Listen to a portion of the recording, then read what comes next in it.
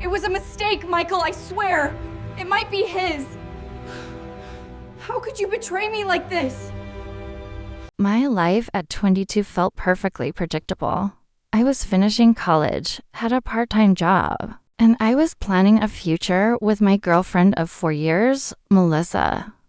She was my everything. We talked about careers, a house, even kids someday. My family seemed just as solid. My parents were strict but loving, always preaching that family comes first. I believed them, but everything fell apart with a single text from Melissa. I need to tell you something. When we met at our favorite coffee shop, she looked terrified. Then she said the words that shattered my world. I'm pregnant. My first reaction was pure panic. We were too young, just starting our lives. But after a few days of talking, something in me shifted. I started to imagine it a small home, a crib, a new chapter. I was scared, but I was ready. Then came the second bomb. She showed up at my apartment, trembling. The baby. It might not be yours, she whispered. My heart stopped. Who? I managed to force out.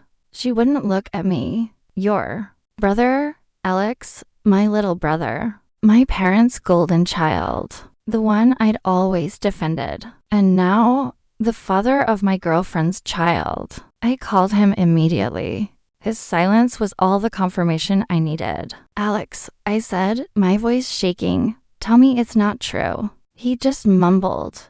It happened one time. We were drinking. It was a mistake. A mistake that detonated my entire life. I kicked Melissa out. I cut Alex off completely. I just sat in the dark for hours, trying to understand how my girlfriend and my brother could betray me so completely. Then my mother texted, "Come home tomorrow. Family meeting." I should have known it wasn't for my benefit. The meeting wasn't about my pain.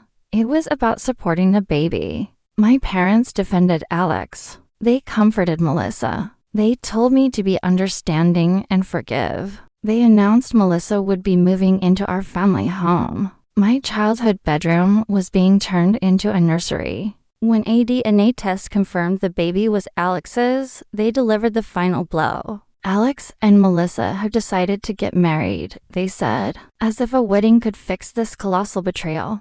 When I finally snapped, my father slammed his hand on the table. Ryan, you need to be the bigger person. Bigger person? I was the only one who hadn't destroyed someone's life. Then they told me they were using my college fund to help the new couple start their life. My future, sacrificed for their mistake. That was it. You've chosen your new family, I said as I walked out. Don't expect me to be part of it. For the next 4 years, I vanished. I finished college on loans, worked 2 jobs, and poured all my rage into building a new life. By 26, I was the youngest marketing director at my firm. I had a sleek condo, a luxury car, everything. They were supposed to help me achieve. I did it without them. Then one night, a call from an unknown number. It was my mother. Her voice was weak. Ryan, she whispered, we need help.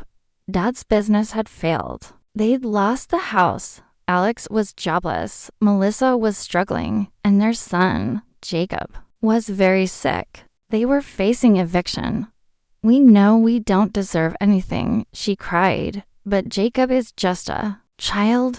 I responded coldly. Now you remember I exist? But the calls kept coming from Alex, from Melissa, begging me to help with Jacob's surgery. I hung up, but the guilt was eating at me. One night, I drove to their rundown apartment. My mother looked 20 years older. My father was frail, on oxygen. Alex and Melissa were ghosts of their former selves. And then I saw him, a little boy with big, tired eyes. He looked at me and asked, "Are you Uncle Ryan?" Daddy said you're a hero. Those words cracked something in me. Not forgiveness, but something softer than hate. I paid my father's hospital bills. I covered Jacob's treatment. I kept them housed and fed, but from a distance. No hugs, no reconnection, no forgetting. A few months later, I met Claire. She saw right through the walls I built.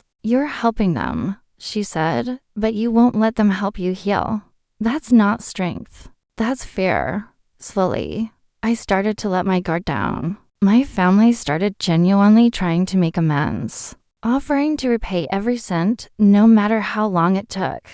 When Claire became pregnant, I invited them over. For the first time in years, we sat together. "I can't forgive everything," I told them, "but I want my child to grow up without this bitterness." When my daughter was born, we named her Grace, not for religion, but because she represented a new beginning.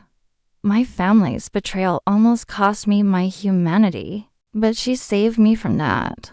We aren't perfect, but we're rebuilding, and we're moving forward. Thanks for listening.